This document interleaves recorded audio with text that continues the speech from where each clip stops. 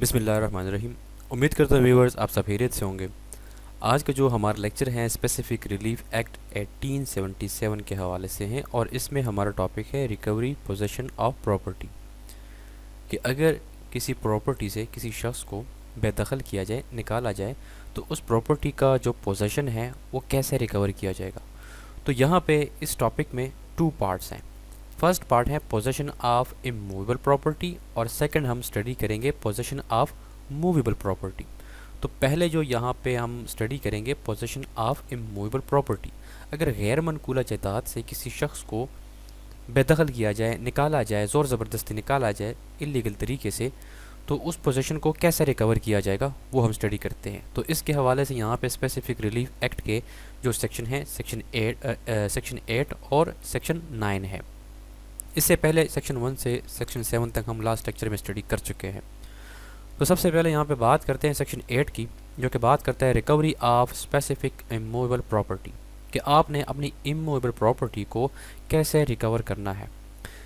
यहाँ पे जो हमारा स्पेसिफिक रिलीफ एक्ट है, यहाँ पे इसका ये फर्स्ट रिलीफ है जो हमें ये कानून देता है। पहला रिलीफ इमूवेबल प्रॉपर्टी के रिकवरी के हवाले से है स्पेसिफिक रिलीफ एक्ट के तहत। तो यहाँ पे इसको स्टडी करते हैं कि a person entitled to the possession of specific immovable property में recover it in the manner prescribed by the code of civil procedure.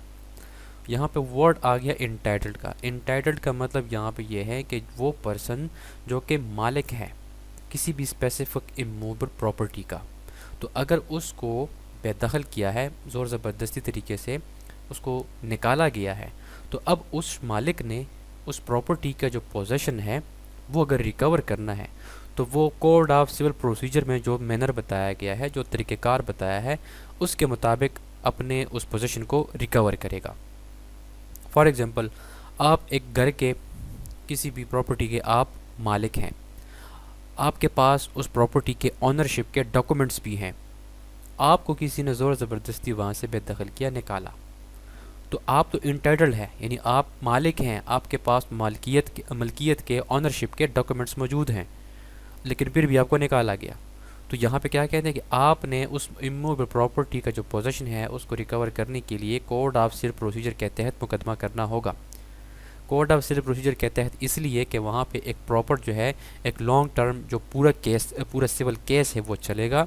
वहाँ पे आपने अपनी ऑनरशिप के जो डॉक्यूमेंट्स हैं वो प्रोड्यूस करने हैं एविडेंस में, वहाँ पे अपने पोजीशन साबित करना है, ऑनरशिप साबित करना है। तो वहाँ पे आपको जो है जो स्पेसिफिक इमूवेबल प्रॉपर्टी है इसका पोजीशन आपको मिल जाएगा। लेकिन सेक्शन 9 जो है ये क्या कहता है, suit by person dispossessed of immovable property.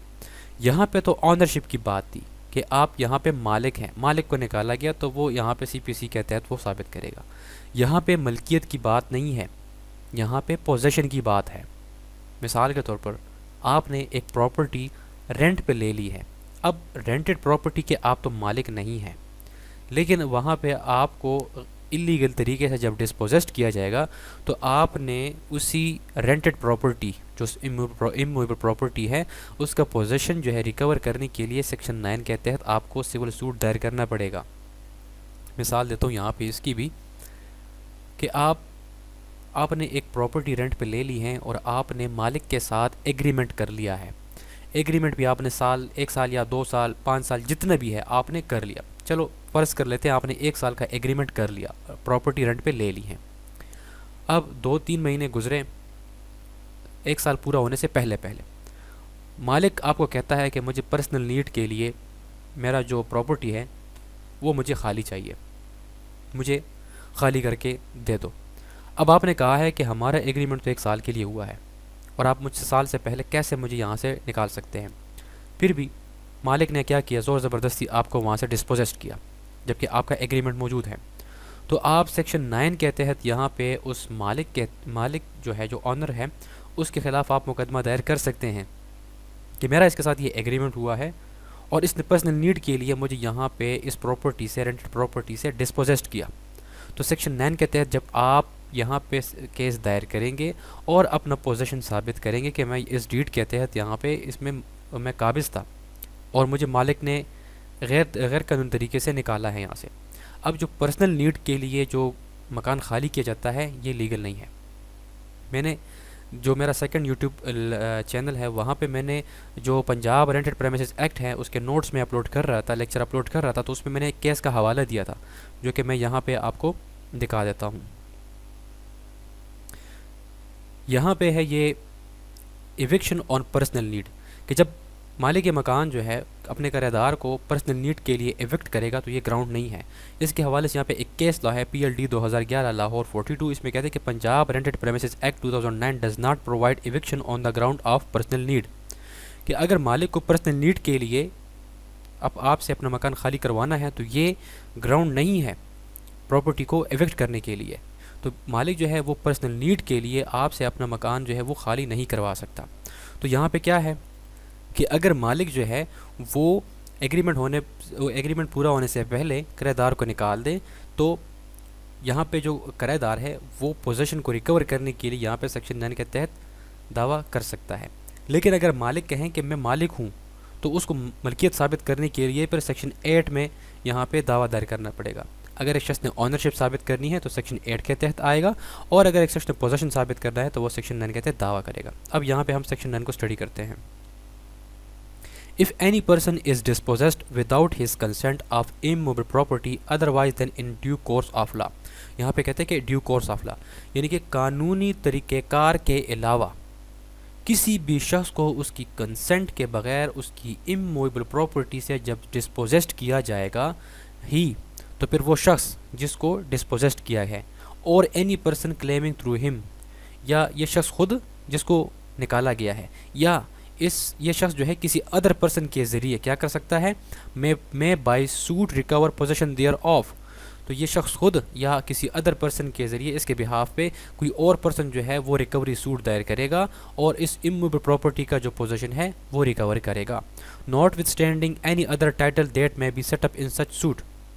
یہاں پہ وہی بات آ گئی کہ ٹائٹل کی اگر بات ہے, ملکیت کی بات ہے, تو ناٹ وتھ اسٹینڈنگ یعنی وہ یہاں پہ اس کی بات نہیں ہوگی, یہاں پہ صرف پوزیشن کی بات ہونی ہے. اگر کوئی شخص ٹائٹل کی بات کرے گا تو وہ جائے گا سیکشن 8 میں دعویٰ دائر کرے گا. یہاں پہ صرف اس نے پوزیشن کو ثابت کرنا ہے.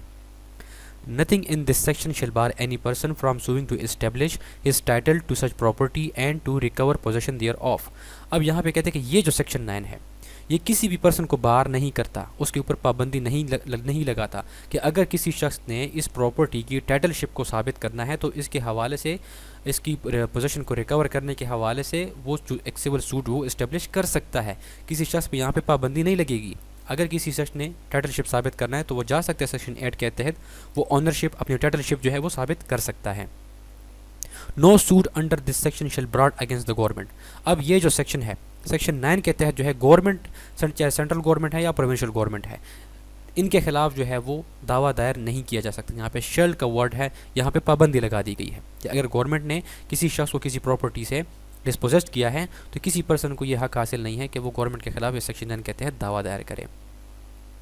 No appeal shall lie from any order or decree passed in any suit instituted under this section, nor shall any review of any such order or shall decree be allowed. اب section 9 کے تحت جو بھی order آئے گا یا degree آئے گی اس کے خلاف نہ تو اپیل ہوگی نہ اس کے خلاف ریویو دائر کیا جا سکتا ہے. اس کا بھی ایک ایگزامپل لیتے ہیں. فرض کریں آپ ایک کرایہ دار ہیں, آپ نے 1 سال کا ایگریمنٹ کیا, مالک کہتا ہے کہ مجھے اپنی پرسنل نیڈ کے لیے پراپرٹی چاہیے. آپ کہتے ہیں کہ ہمارا تو ایگریمنٹ ہوا ہے, 1 سال سے پہلے میں خالی نہیں کر سکتا, یا 2 سال جتنے عرصہ کا بھی ایگریمنٹ ہوا ہے. لیکن کیا کیا کہ مالک نے آپ کو زور زبردستی وہاں سے ڈسپوزیسڈ کیا. آپ سیکشن 9 کے تحت چلے گئے, پوزیشن کو ریکور کرنے کے لیے دعویٰ دائر کیا. عدالت نے کیا کیا کہ آپ کو پوزیشن جو ہے دے دیا, یعنی مالک کو سائڈ پہ کر کے آپ کرایہ دار ہے تو آپ کو دوبارہ سے وہاں پہ ریکور کیا, آپ کو پوزیشن ریکور کر کے دے دیا. یہ تو آ گیا یہاں پہ عدالت کا آرڈر یا ڈگری. تو اب مالک کہتا ہے, مالک اگر یہاں پہ اس آرڈر یا ڈگری کے خلاف اپیل میں جانا چاہتا ہے تو اس سیکشن نے یہاں پہ پابندی لگا دی کہ آپ اپیل دائر نہیں کر سکتے. اگر آپ ریویو میں جانا چاہتے ہیں تو ریویو پہ بھی یہاں پہ پابندی لگ گئی.